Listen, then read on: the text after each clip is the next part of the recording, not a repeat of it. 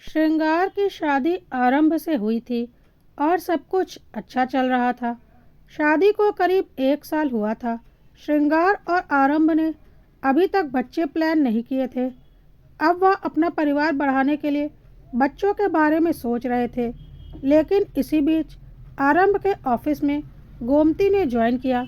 गोमती श्रृंगार की अपेक्षा बहुत तेज तर्रार और मॉडर्न लड़की थी, जबकि श्रृंगार एक मध्यम वर्गीय सीधी सादी लड़की थी जो ज़्यादा बोलती भी नहीं थी। हालांकि रंग रूप में गोमती कहीं भी श्रृंगार के आगे नहीं टिकती थी, लेकिन फिर भी वह काफ़ी तेज थी और आरंभ उसकी तरफ आकर्षित होने लगा। श्रृंगार इन सब बातों से अनजान अपने घर परिवार में खुश थी और आरंभ को अपना सर्वस्व मानती थी। लेकिन आरंभ तो अब गोमती की तरफ आकर्षित हो चुका था और उसके मन में यह बात बैठ चुकी थी कि उसकी शादी गलत लड़की से हो गई है। श्रृंगार कहीं से भी उसके लायक नहीं है, उसके लायक तो गोमती है। गोमती भी यह बात कूट कूट कर आरंभ के मन में भर रही थी कि श्रृंगार कहीं से भी उसके लायक नहीं है। वह आरंभ के साथ अपना आगे का जीवन शुरू करना चाहती थी, श्रृंगार को रास्ते से हटाकर। पर यह सब कुछ इतना आसान नहीं था, क्योंकि श्रृंगार और आरंभ की शादी हुई थी।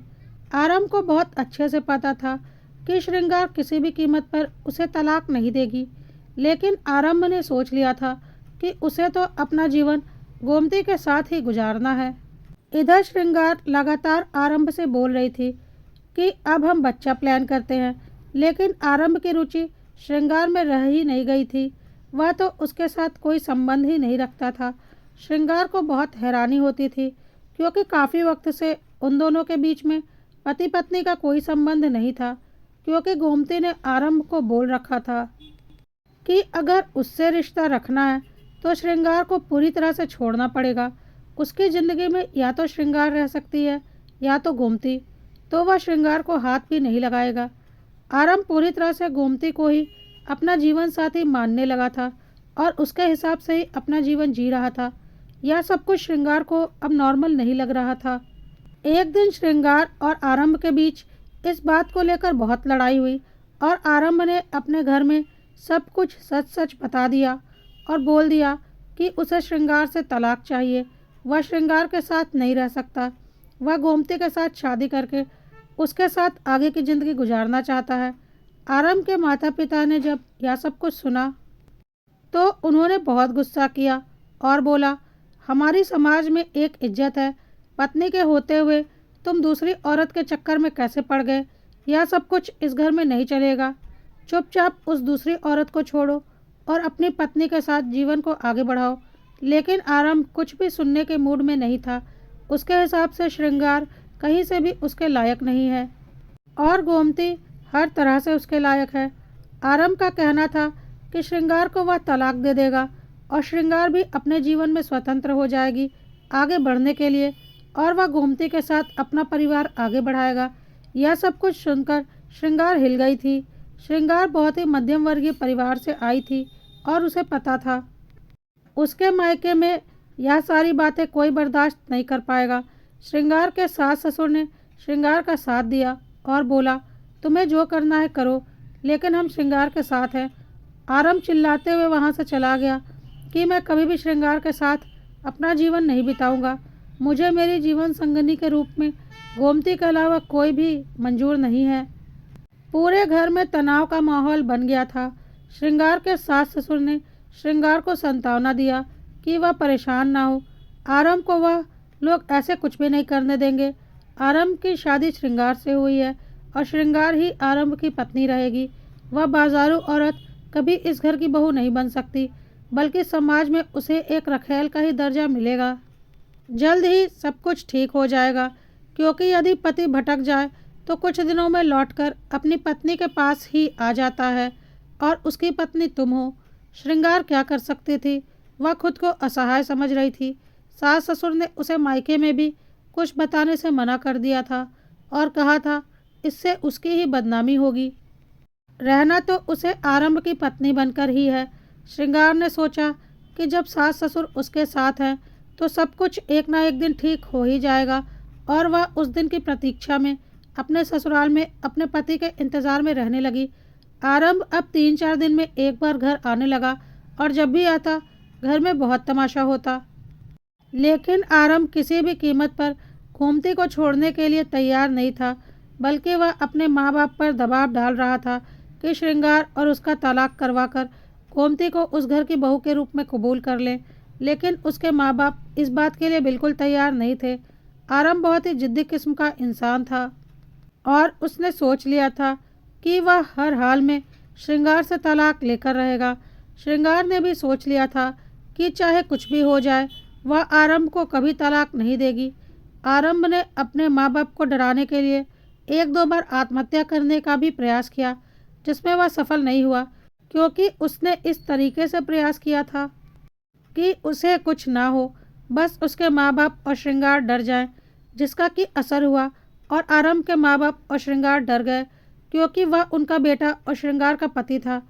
भले आरंभ श्रृंगार को अपनी पत्नी नहीं मानता था, लेकिन श्रृंगार अभी भी आरंभ को अपना पति और सर्वस्व मानती थी और वह कभी भी यह बर्दाश्त नहीं कर पाती कि आरंभ को कुछ हो। अब आरंभ के माता पिता ने श्रृंगार से बोला, बेटा, आरंभ को उस लड़की ने कुछ खिला पिलाकर पूरी तरह से अपने वश में कर लिया है और अगर हम उसके ऊपर ज़्यादा जोर ज़बरदस्ती करेंगे तो कहीं वह अपनी जान ही ना दे दे, फिर हमारे पास क्या बचेगा।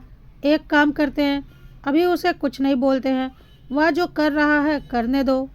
धीरे धीरे उसका नशा इसके ऊपर से उतर ही जाएगा और यह खुद ब खुद तुम्हारे पास आ जाएगा। श्रृंगार अब बहुत परेशान हो चुकी थी। उसे कुछ समझ में नहीं आ रहा था कि वह क्या करे। उसने अपने मायके में फ़ोन करके अपने मम्मी पापा को सब बताया। श्रृंगार के मम्मी पापा भी श्रृंगार के ससुराल आए। वह लोग एक सीधे साधे मध्यम वर्गीय परिवार के लोग थे। उन्हें भी कुछ समझ में नहीं आ रहा था कि वह क्या करें, जबकि उन्हें इस वक्त अपनी बेटी के लिए कड़े फैसले लेने चाहिए थे। लेकिन जब बेटी खुद अपने लिए कोई फैसला नहीं ले पा रही थी तो माँ बाप भी क्या करते। उन्हें भी सास ससुर ने यही समझाया कि आरंभ को अभी कुछ वक्त देते हैं, वह खुद सुधर जाएगा और लौटकर श्रृंगार के पास ही आएगा। आखिर सामाजिक रूप से श्रृंगार और आरंभ की शादी हुई है। समाज की नज़र में श्रृंगार ही आरंभ की पत्नी है और हमेशा रहेगी। वह तो सिर्फ एक बाजारू औरत है। श्रृंगार के माता पिता ने भी सोचा कि आरंभ के माता पिता ठीक ही कह रहे हैं। आखिर आरंभ की सामाजिक और कानूनी पत्नी तो श्रृंगार ही है। लौटकर आरंभ श्रृंगार के पास आएगा ही आएगा। श्रृंगार भी अपना मन मसोस कर रह गई, क्योंकि वह सचमुच में बहुत ही ज़्यादा सीधी सादी लड़की थी और अपने लिए कोई स्टैंड नहीं ले पा रही थी। श्रृंगार चुपचाप अपने सास ससुर के साथ अपने ससुराल में बहू के रूप में रहने लगी। अपने पति के इंतज़ार में एक अच्छी बहू के सारे फर्ज श्रृंगार निभाती थी और बेटा मेहमान की तरह कभी कभार घर में आता था। एक दिन अचानक श्रृंगार को पता चला कि आरंभ ने गोमती से शादी कर ली है, बिना श्रृंगार से तलाक लिए, और वह दोनों पति पत्नी की तरह एक घर में रहते हैं। यह बात सुनकर श्रृंगार पूरी तरह से हताश हो गई। श्रृंगार के सास ससुर ने फिर उसे समझाना शुरू किया, बेटा, तू उसकी पत्नी है, तेरे रहते उसकी दूसरी शादी वैसे भी अवैध है, उसे कोई कानूनी मान्यता नहीं मिलेगी। श्रृंगार को अब बर्दाश्त नहीं हो रहा था और उसने बोला, अब मुझे पुलिस के पास जाना ही पड़ेगा अपने पति के खिलाफ शिकायत करने के लिए। उसने दूसरी शादी कैसे कर ली। तब तक श्रृंगार के माता पिता भी उसके ससुराल आ चुके थे। उन लोगों ने भी बोला, हाँ, अब तो हमें पुलिस के पास जाना ही पड़ेगा। लेकिन आरंभ के माता पिता ने बोला, देखिए, हमें पता है हमारे बेटे ने आपकी बेटी के साथ बहुत गलत किया है, लेकिन पुलिस के पास जाकर क्या होगा। हमारे बेटे के साथ साथ आपकी बेटी की भी बस बदनामी ही होगी। आप लोगों को पता ही है आरंभ कितना जिद्दी है, वह अपनी जान दे देगा, लेकिन इतनी आसानी से गोमती को नहीं छोड़ेगा। पहले भी उसने 1-2 बार अपनी जान देने की कोशिश की है। क्यों आप लोग अपनी ही बेटी का घर तोड़ना चाहते हैं। आखिर आपकी बेटी इस घर की बहू है। समाज में आरंभ की पत्नी के रूप में लोग श्रृंगार को ही जानते हैं, ना कि गोमती को, और हमेशा श्रृंगार ही समाज में आरंभ की पत्नी के रूप में जानी जाएगी। हमारे घर में रहती है, हम उसे ही अपनी बहू मानते हैं और हर तरह से उसका ख्याल रखते हैं। हमारे रहते आपको किसी तरह की कोई चिंता करने की ज़रूरत नहीं है। आज नहीं तो कल हम आरंभ को मनाकर श्रृंगार के पास वापस ले ही आएंगे। फालतू में केस मुकदमा करने से आपकी बेटी और दामाद के रिश्ते ही और बिगड़ेंगे। क्योंकि हमें पता है आरंभ बहुत ही जिद्दी किस्म का लड़का है। उसे डरा कर नहीं बल्कि प्यार से समझाना होगा। यह सब कुछ समझाकर आरंभ के माता पिता ने थाना पुलिस होने से बचा लिया, क्योंकि वह डर गए थे कि अगर बात आगे बढ़ी तो कहीं आरंभ फिर से आत्महत्या की कोशिश ना करे, और उन्हें अपने बेटे से बहुत प्यार था। खैर, दिन इसी तरह से बीत रहे थे और आरंभ ने अब बिल्कुल भी घर आना बंद कर दिया था। श्रृंगार उसके नाम की पत्नी बनकर उस घर में रह रही थी और अपने नसीब पर रो रही थी। इसी तरह से करीब 1 साल का वक्त बीत गया, आरंभ और गोमती को पति पत्नी की तरह साथ साथ में रहते हुए। लेकिन आरंभ लौटकर एक बार भी श्रृंगार के पास नहीं आया। एक दिन श्रृंगार की एक सहेली अनुप्रिया का फ़ोन आया। वह बगल के शहर में रहती थी। अनुप्रिया ने श्रृंगार से पूछा कि उसके क्या हालचाल है। श्रृंगार ने बोला सब ठीक है। अनुप्रिया ने बोला और आरंभ कैसा है? श्रृंगार ने बोला हाँ अच्छा है। अनुप्रिया ने बोला तुम किससे झूठ बोल रही हो? मैं कल अपने पड़ोसी के बेटे की शादी के पार्टी में आरंभ से मिली थी। उसने मुझे नहीं पहचाना, लेकिन मैंने उसे पहचान लिया। वह लड़के का दोस्त था और अपनी पत्नी के साथ आया था। आरंभ की पत्नी के रूप में किसी और को देखकर मैं हैरान हो गई, क्योंकि वह तुम नहीं थी और वह सबको अपनी पत्नी से वहाँ मिला रहा था। सबसे बड़ी बात, उसकी पत्नी गर्भवती थी और तुम यहाँ बोल रही हो कि सब कुछ ठीक है। यह सब कुछ सुनकर श्रृंगार रोने लगी और सारा सच अनुप्रिया को बता दिया। अनुप्रिया ने बोला तुम्हारे साथ इतना सब कुछ हो गया और तुमने चुपचाप बर्दाश्त कर लिया। मानती हूँ तुम सीधी हो, भोली हो, लेकिन अनपढ़ जाहिल गवार तो नहीं हो। कैसे तुम यह सारे अत्याचार बर्दाश्त कर रही हो? सीधी होने और बेवकूफ़ होने में फ़र्क होता है, और जो तुम कर रही हो ना, उसे सीधापन नहीं बेवकूफ़ी कहा जाता है। बाकी तुम्हारी ज़िंदगी है, तुम खुद सोच लो।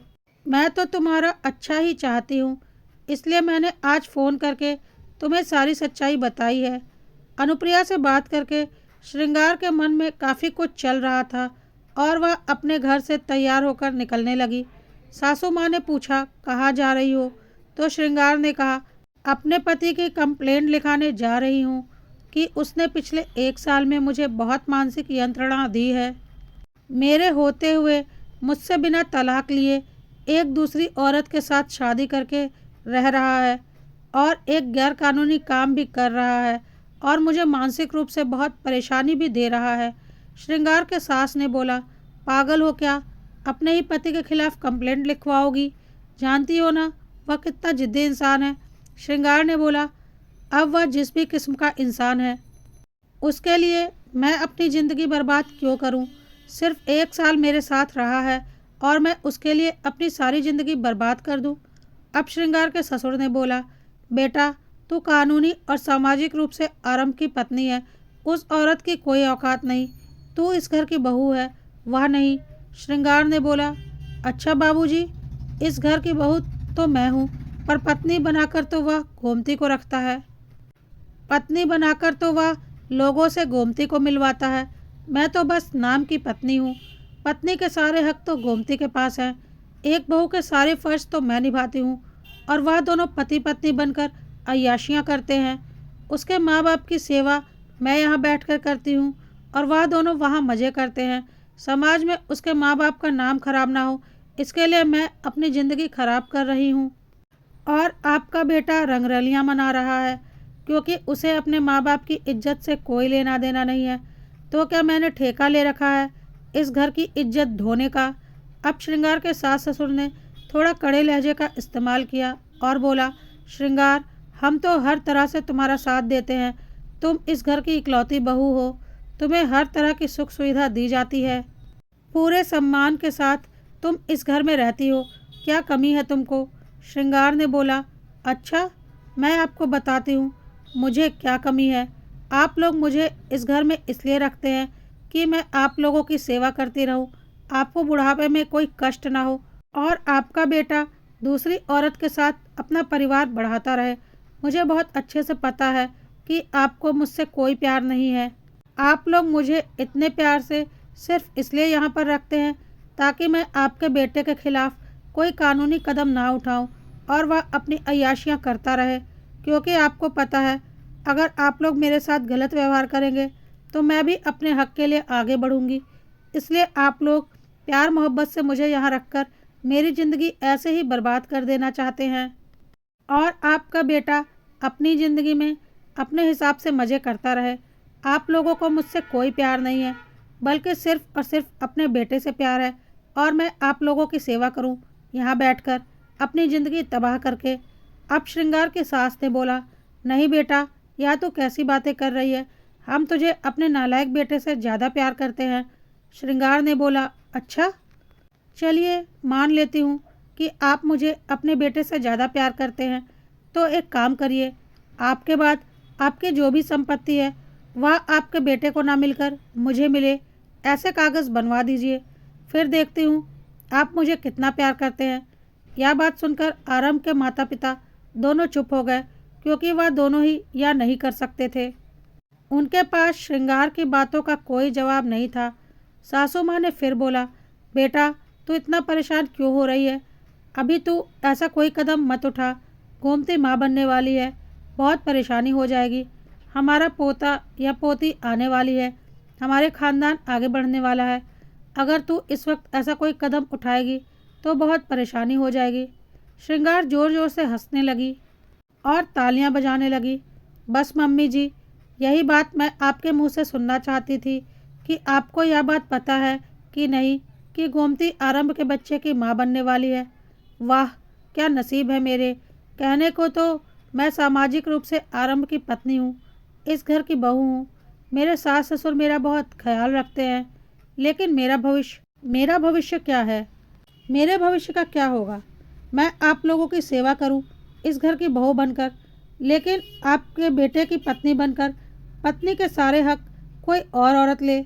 मैं इस घर की बहू बनकर सारे रीति रिवाज निभाऊं, सारी सामाजिक गतिविधियां निभाऊं और आपका खानदान कोई और औरत बढ़ाए अपनी कोख से बच्चा पैदा करके। मैं आपके आवारा बेटे के लिए तीज और करवा चौथ के व्रत रखूं और कस्में वादे निभाए वह अपनी रखैल के साथ। अब श्रृंगार की सासू माँ ने अपना आखिरी दाव खेला और बोला, बेटा, ऐसा कुछ मत करना, नहीं तो आरंभ कहीं अपनी जान ही ना दे दे। श्रृंगार ने बोला, उसके जिंदा रहने या न रहने से मुझे क्या फ़र्क पड़ता है? क्या वह मेरे साथ रहता है? मेरा पति होते हुए भी एक विधवा की ज़िंदगी जीती हूँ मैं, तो अब वह रहे या ना रहे अब मुझे कोई फ़र्क नहीं पड़ता। पर हाँ, मुझे बहुत अच्छे से पता है ऐसा कुछ नहीं होने वाला, क्योंकि जिसे सच में मरना होता है वह दूसरों को डराने के लिए ऐसे नाटक नहीं करता। मैं यहाँ पर उसके जीने मरने की सोचकर अपनी ज़िंदगी तबाह करती रहूँ और आपका अय्याश बेटा पत्नी के होते हुए दूसरी औरत के साथ पति पत्नी का रिश्ता निभाते हुए अपना परिवार आगे बढ़ाता रहे। आप लोगों का क्या है? पका पकाया मिल रहा है, सारी सेवा सत्कार हो रही है, समाज में इज्जत बनी हुई है, पोता पोती भी जल्द ही मिल जाएंगे, लेकिन मेरा क्या? मैं आप लोगों की सेवा करते करते और सामाजिक जिम्मेदारियां निभाते निभाते इसी तरह कुर्बान हो जाऊं? और आप लोगों के बाद आपका वह अय्याश बेटा और वह बदचलन बाजारू औरत अपने बच्चों के साथ इस घर में आकर बैठ जाए और इस घर की मालकिन बन जाए, क्योंकि आप लोगों की सारी संपत्ति तो आपके बेटे को ही मिलेगी। तो फिर मेरा क्या? वह लोग तो मुझे धक्के मारकर इस घर से निकाल देंगे और उस उम्र में फिर मैं क्या करूँगी? कभी सोचा है कि मेरा क्या होगा? कभी यह सोचकर आप लोगों को शर्म नहीं आती कि अपने आवारा बेटे की खुशी के लिए और समाज में अपनी इज्जत बनाए रखने के लिए आप लोग एक लड़की की ज़िंदगी बर्बाद कर रहे हैं? मानती हूँ मैं बहुत सीधी हूँ, लेकिन नहीं, यह मेरा सीधापन नहीं, बेवकूफ़ी थी जो कि आज मुझे समझ में आ चुकी है और मैं यह बेवकूफ़ी अब और नहीं करूँगी। वैसे भी मुझे आपके खुदगर्ज बेटे के साथ अपनी ज़िंदगी नहीं गुजारनी, लेकिन हाँ, इतनी आसानी से उसे छोड़ूंगी भी नहीं। अपने सारे हक उससे लूँगी और जो मानसिक तकलीफ़ उन दोनों ने मिलकर मुझे दी है ना, उसके खिलाफ़ अच्छा खासा केस लगवाऊंगी उन दोनों के ऊपर। उन लोगों को उनकी औकात ना दिखाई तो मेरा नाम श्रृंगार नहीं, सीधी हूँ लेकिन अनपढ़ जाहिल नहीं। मुझे पता है मेरे माँ बाप यह सब कुछ बर्दाश्त नहीं कर पाएंगे। मैं कोई भी नौकरी करके अपना गुजारा तो चला ही सकती हूँ, इतनी काबिल तो मैं हूँ ही। लेकिन अपना हक किसी कीमत पर नहीं छोड़ूंगी। आपके बेटे की संपत्ति पर जितना मेरा हक बनता है वह तो मैं निकलवा कर ही रहूँगी। और हाँ, जेल की हवा तो कुछ दिनों के लिए उसे ज़रूर खिलाऊंगी। जा रही हूँ मैं, हमेशा के लिए। बुलाकर सेवा करवा लीजिए अपनी उस नाजायज़ बहू से। कहकर श्रृंगार चुपचाप उस घर से बाहर निकल गई, या सोचते हुए कि वह कुछ दिन किसी वुमेन हॉस्टल में रह लेगी, ना कि अपने माँ बाप के पास जाएगी और जल्द ही कोई नौकरी ढूंढ लेगी अपने आगे का सफ़र जारी रखने के लिए। उधर आरम और गोमती को जब यह सब कुछ पता चला तो उन्हें यकीन नहीं हो रहा था कि श्रृंगार उनके खिलाफ ऐसे कदम भी उठा सकती है।